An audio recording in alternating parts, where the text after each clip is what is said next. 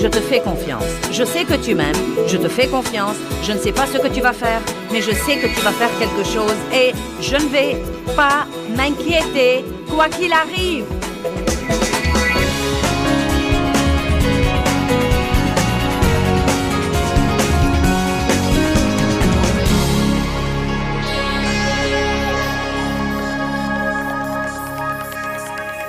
Père, nous te rendons grâce pour la parole aujourd'hui et je prie que les vies des gens changent. Je ne veux que personne vienne à cette conférence et qu'il ait l'impression d'avoir perdu son temps. Je veux que le message soit bien compris et qu'il porte du fruit qui dure longtemps. Merci Seigneur pour avoir aidé. Au nom de Jésus, Amen. Jésus a dit, venez à moi, vous tous qui êtes fatigués et chargés et accablés. Et ça s'applique à tout le monde dans notre société aujourd'hui. Et moi, je vous donnerai du repos. Or, le repos dont il parle n'est pas un repos du travail, mais c'est un repos intérieur. Un repos pour votre pensée, pour votre volonté et pour vos émotions pendant que vous faites tout ce que vous devez faire dans la vie. Puis il continue. Prenez mon joug sur vous et apprenez de moi. Et nous avons parlé de ça hier soir. Prendre le joug de Christ veut dire que, quelle que soit la chose que vous devez faire dans la vie, vous devez demander à Dieu de vous aider. Vous devez prier et demander sa force. Et à ce moment-là, vous et lui pouvez affronter toutes les éventualités. Sans lui, nous ne pouvons rien faire, mais avec lui, nous pouvons tout faire. Cela veut dire aussi que bien que des choses désagréables puissent survenir dans notre vie, des personnes désagréables, des défis, des choses que nous aurions certainement voulu ne pas avoir à affronter, nous croyons que Dieu ne nous tente pas par le mal ou par des choses mauvaises, mais qu'il utilise ces choses pour notre maturité spirituelle. Nous avons dit que Dieu mettra parfois dans une relation, disons dans un mariage, il mettra une personne ordonnée avec une personne désordonnée. Il mettra une personne très rapide avec une personne lente. Il mettra une personne qui parle beaucoup avec une personne qui parle peu et qui aurait voulu que l'autre ne parle pas beaucoup non plus. Et vous savez, Dieu ne nous fait pas de mauvaises farces quand il nous met avec ces personnes qui nous exaspèrent et nous mettent en colère. Il nous donne plutôt une occasion d'acquérir la nature de Christ. Vous ne pouvez rien acquérir sans avoir quelque chose qui vous pousse à l'exercer. Je pouvais développer mes muscles, mais je ne les ai pas développés avant de commencer à m'exercer. Nous avons la capacité de marcher dans le fruit de l'esprit. Quand vous recevez le Christ, une graine de tout ce dont vous avez besoin pour être à l'image de Christ est plantée en vous. Vous avez ce dont vous avez besoin pour être une personne pieuse. Mais ces choses ne se développeront jamais en vous si vous n'avez pas une raison qui vous pousse à les exercer et les exercer et les exercer et les exercer. J'ai une graine de patience en moi.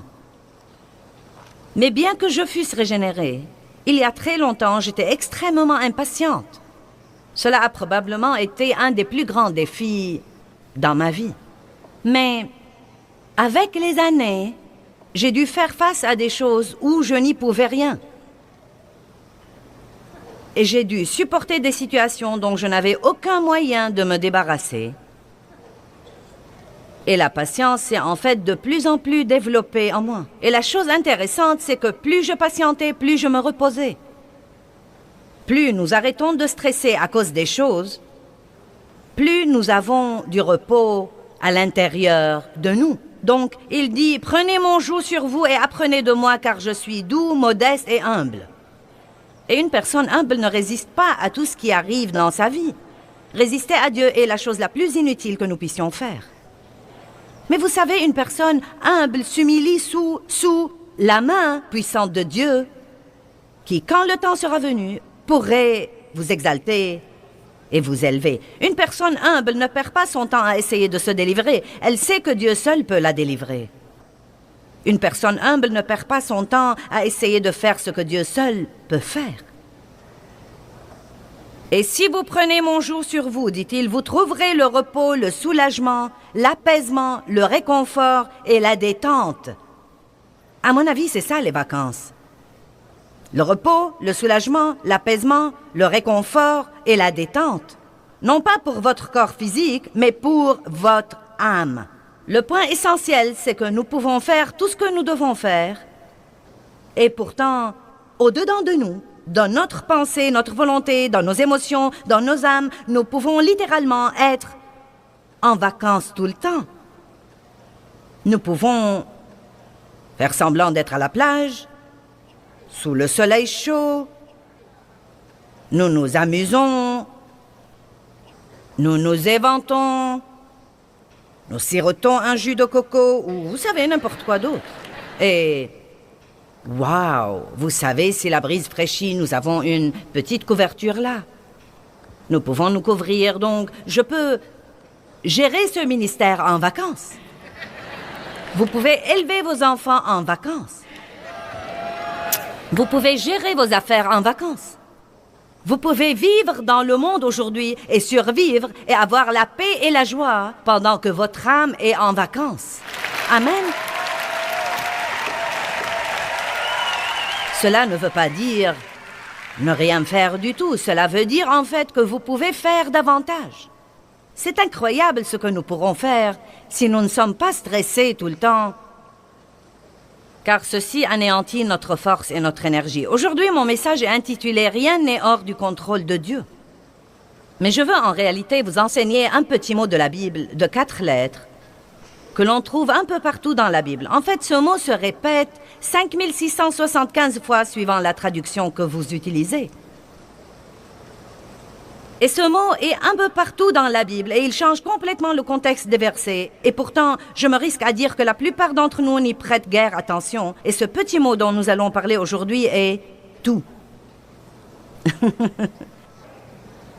Maintenant, que veut dire tout? Eh bien, tout veut dire tout. Cela veut dire que rien n'est exclu. Il n'y a rien en dehors de tout. Tout nous prend à l'infini. C'est interminable. Quand je dis tout, où se termine tout? Le mot « tout » est sans fin. Il englobe tout dans la vie. Il n'exclut rien. Jusqu'où va le mot « tout » ? Eh bien, il y a tant d'endroits dans la Bible où le mot « tout » est mentionné. Et pourtant, je crois que parfois nous lisons le verset et nous ne prêtons pas attention au mot « tout ». Et vous savez quoi? Je suis occupée à encercler tous les « tout » de ma Bible. Et je leur prête attention, comme ce verset que je vous ai lu ce matin. Il pardonne toutes tes iniquités, il guérit toutes tes maladies et tes infirmités. Et j'aime ce que la Bible amplifiée dit du mot « tout », tout sans exception. Il n'y a rien d'exclu. Ce n'est pas que Dieu guérit une maladie, mais qu'il ne peut pas guérir une autre parce que c'est trop dur pour lui. Ce n'est pas qu'il pardonne certains de vos péchés, mais pas d'autres, ou qu'il ne peut pardonner que quelques péchés, mais pas les péchés qui sont vraiment mauvais. Tout, tout, tout, tout. Jésus est le Seigneur de tout. Il est notre Dieu tout-puissant, notre Sauveur à la grâce suffisante. Toutes les bénédictions viennent de lui. Il est tout ce dont nous avons besoin. J'espère que vous ne lasserez pas de m'entendre répéter le mot « tout » aujourd'hui, car vous l'entendrez, je ne sais pas, peut-être 1000 fois dans la prochaine heure. Vous savez, nous disons fréquemment ces choses. Jésus est le Seigneur de tous.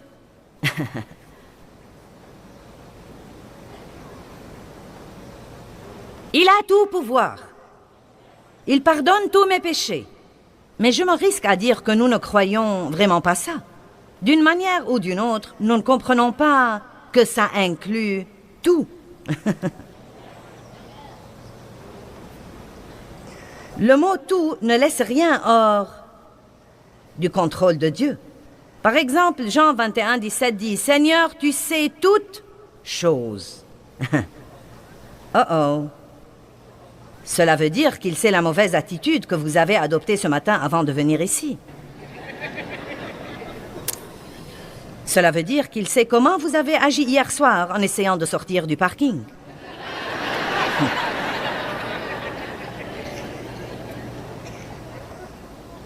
Cela veut dire aussi qu'il savait tout sur vous avant de vous inviter à avoir une relation avec lui.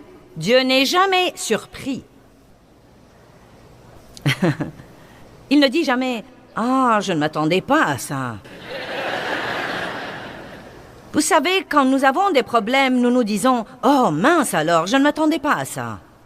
Mais Dieu sait tout depuis le début et il a déjà un plan. Dieu a résolu tous nos problèmes avant même que nous ne les ayons. Et si nous pouvons comprendre à quel point il est tout-puissant et omnipotent et universel, nous pourrons vivre la vie pendant que notre âme est en vacances. Car bien que nous ne sachions pas ce que nous devrions faire, nous connaissons celui qui sait tout. Dieu sait, quand vous avez un problème et que quelqu'un vous dise « Que vas-tu faire ?» vous pouvez dire tranquillement « Je ne sais pas, mais ça n'a pas d'importance parce que je connais celui qui sait. » Si vous saviez pour combien d'années de ma vie j'étais malheureuse en essayant de comprendre des choses que Dieu seul savait et n'allait pas me révéler. Pourquoi Dieu, pourquoi? Quand Dieu, quand? Pourquoi Dieu, pourquoi? Quand Dieu, quand?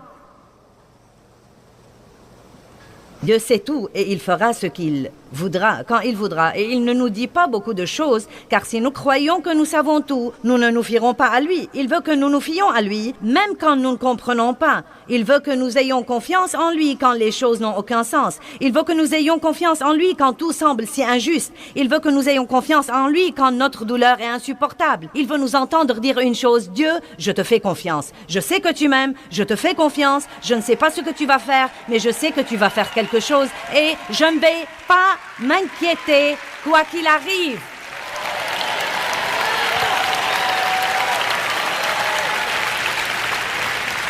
Je crois que je m'exposerai au soleil aujourd'hui et je parle ici du Fils de Dieu. Je vais rester dans la présence de Dieu et laisser le soleil de la justice se lever sur moi. Je veux exaspérer le diable et rester heureuse pendant qu'il fait de son mieux. Amen. Laissez-moi vous poser une question. Votre façon de vous y prendre avec vos problèmes les résout?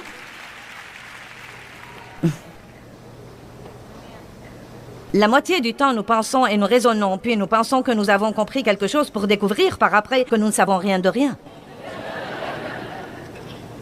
Le souci ressemble à s'asseoir dans un fauteuil à bascule toute la journée.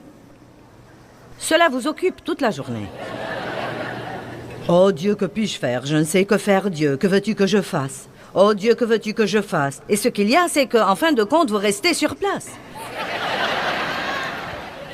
Vous vous êtes occupé, mais vous n'avez pas progressé. La seule chose qui pourrait nous empêcher de nous inquiéter, c'est de nous inquiéter assez longtemps jusqu'à ce que nous ayons finalement la révélation. Ça ne sert à rien. Quand j'enseigne les gens, je n'aime pas dire « ne faites pas ceci et cela ». J'aime essayer de vous enseigner comment. Vous savez, un moyen dont vous pouvez appliquer ces messages. J'ai pensé à cette histoire de s'inquiéter et Dieu, que puis-je dire aux gens pour qu'ils ne s'inquiètent plus? Et je crois que la plupart du temps, vous devez vous inquiéter assez longtemps jusqu'à ce que vous en ayez assez et que vous vous rendiez finalement compte, ça ne s'avance en rien ni avance les autres et je ne vais plus le faire. Sinon, vous continuerez à écouter des messages qui disent « ne vous inquiétez pas » jusqu'à ce que vous vous rendiez compte que ça ne sert à rien de s'inquiéter. Allons à Matthieu 28, 18. Je vais essayer de vous parler de ce que je considère être les tout les plus importants de la Bible. Et celui-ci se rapporte à la puissance de Dieu et à la puissance qui est à notre disposition comme croyants en Jésus-Christ. C'est vraiment étonnant ce que le diable veut que nous ayons une mentalité de faiblesse.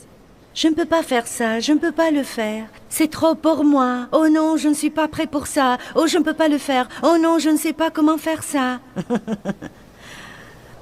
Mais nous sommes équipés de la même puissance qui a ressuscité le Christ d'entre les morts. Le saviez-vous?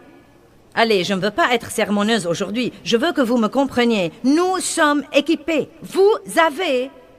Non pas, peut-être que vous pourriez avoir, vous l'aurez peut-être un jour si vous faites un effort, mais si vous avez sincèrement reçu Jésus-Christ comme votre sauveur, si vous croyez vraiment qu'il vit en vous, la puissance qui a ressuscité le Christ d'entre les morts se trouve aussi en vous.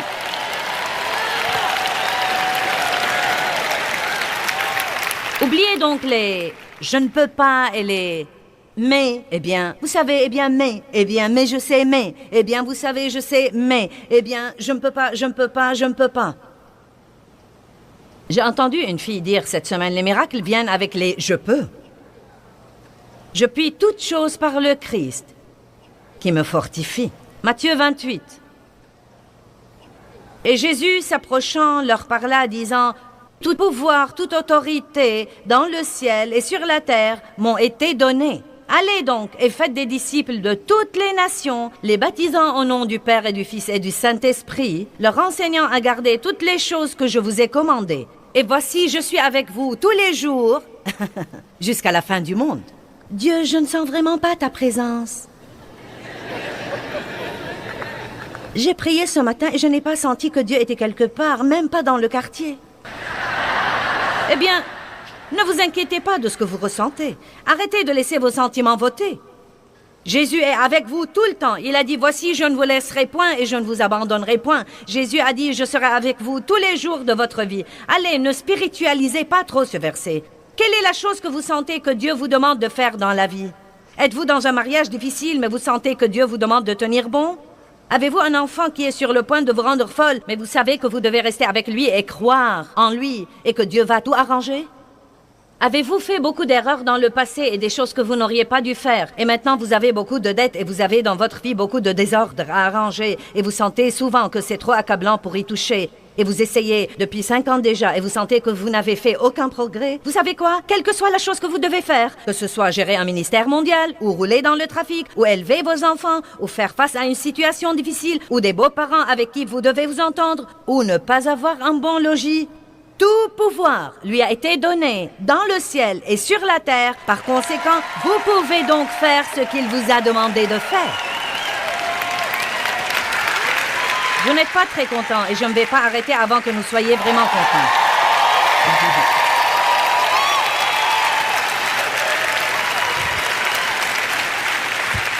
Les gens me demandent tout le temps, qu'est-ce que ça te fait d'avoir à faire tous ces voyages et à t'éloigner tout ce temps de la maison? Je ne me pose jamais la question.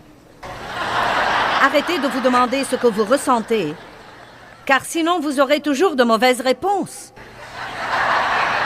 Ne vous demandez pas ce que vous pensez. Faites simplement ce que vous savez dans votre esprit que Dieu veut que vous fassiez. Si Dieu vous a dit de rester dans une situation difficile et ne pas abandonner parce qu'il veut vous utiliser, ne restez pas là à ne rien faire et à vous demander ce que vous ressentez et à parler à tout le monde de ce que vous ressentez et à parler à tout le monde de ce que vous ressentez et à parler à tout le monde de ce que vous ressentez et à parler à tout le monde de ce que vous ressentez et à parler à tout le monde de ce que vous ressentez. Quand les gens vous demandent « Qu'est-ce que ça te fait ?» dites « Je ne sais pas, je ne me demande jamais. Je fais simplement ce que je crois que Dieu m'a mis dans le cœur. Je fais simplement ce qu'il me dit de faire. »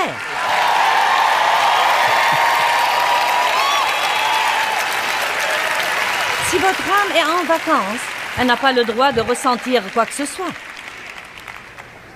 Elle est trop exposée au soleil pour ressentir quoi que ce soit. Elle dit « Ne me dérangez pas, je suis en vacances. » Je ne sais pas ce que je ressens, mes sentiments sont en vacances. Ma pensée est au repos. Je ne résiste plus à Dieu, je ne me dispute plus avec lui. C'est le joug que je dois prendre. Tout pouvoir lui a été donné et il est en moi. Et je peux faire tout ce que je dois faire par Christ qui me fortifie. Que tout le monde dise tout. Bien, allez à Éphésiens 1, 19. Chaque fois que vous êtes tenté de dire « Eh bien, je ne crois pas que je peux faire ça »,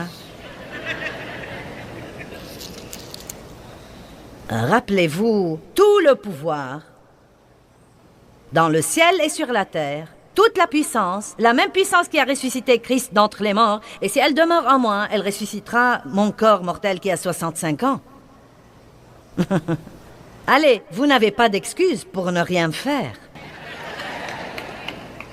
J'aurais voulu faire quelque chose pour Dieu, mais j'ai des enfants à élever. Ce qu'il y a, c'est que vous devez faire quelque chose. Vous devez faire quelque chose qui porte vraiment du bon fruit dans la vie de quelqu'un d'autre. Vous devez toujours aider les autres. Verset 19. Paul a prié pour l'Église, j'aime ça. Il dit, pour que vous sachiez et compreniez. Nous avons beaucoup de dons, mais nous ne savons pas que nous les avons. Si vous ne savez pas que vous les avez, vous ne pouvez pas les utiliser. Pour que vous sachiez et compreniez quelle est la grandeur infinie, illimitée, exceptionnelle de sa puissance en nous et pour nous qui croyons. Maintenant, si vous ne croyez pas que cette puissance est à votre disposition, elle ne sera pas libérée en vous. Je vais répéter, si vous ne croyez pas que cette puissance est à votre disposition, elle ne sera pas libérée en vous. Tout ce que Dieu veut nous donner est libéré dans notre vie. Il a déjà été acheté et payé par le sang de Christ, mais il est libéré dans notre vie par la foi. Nous devons vraiment croire ce que dit la parole de Dieu. Et là encore, vous devez croire ce que dit Dieu plus que ce que disent vos sentiments, ce que dit votre pensée, ce que dit votre expérience et ce que disent vos amis.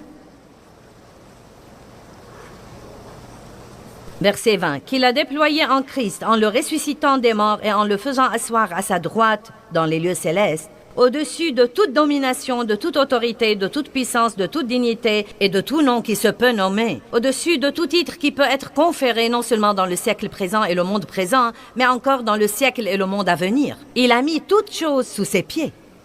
Vous dites, eh bien, oui, mais c'est le Christ, c'est sous ses pieds. Eh bien, nous sommes son corps. Il est la tête et nous sommes son corps. Donc, si toutes choses sont sous ses pieds, elles sont sous nos pieds. Il a tout mis sous ses pieds et il l'a donné pour chef universel et suprême à l'Église, une direction exercée dans toute l'Église, qui est son corps, la plénitude de celui, maintenant comprenez, qui remplit tout en tous. Car dans ce corps vit la plénitude de celui qui accomplit tout et qui remplit tout de lui-même. Je ne sais pas ce que vous en pensez, mais je sais dans mon fort intérieur que Dieu est ici aujourd'hui. Et il n'y a nulle part où j'irai aujourd'hui où il ne sera pas là déjà. Et il n'y a nulle part où j'ai été où il n'a pas déjà été. Et il n'y a rien que je puisse faire ou penser ou dire qu'il ne sait pas déjà. Il n'est jamais surpris. Il sait tout. Il peut tout faire. Il est avec moi tout le temps. Il a tout le pouvoir, toute la connaissance. Et nous voilà.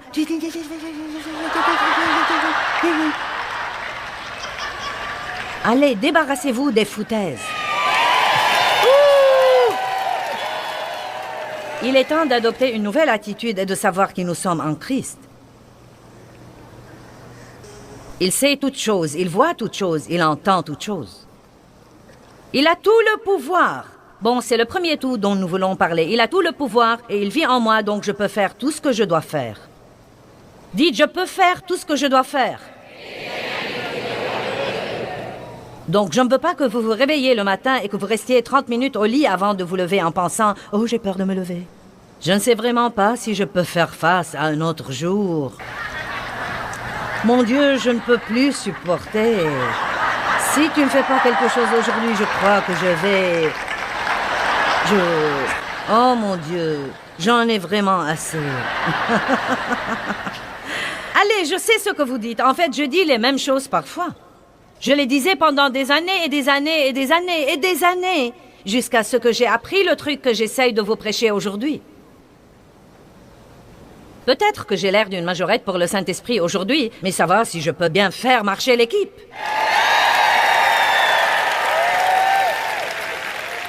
Maintenant, combien de nos péchés nous a-t-il pardonnés?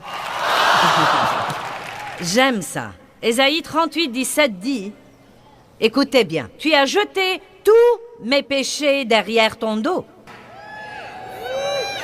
Maintenant, j'aime ça parce qu'il ne dit pas qu'il les a mis de côté au cas où il aimerait les vérifier.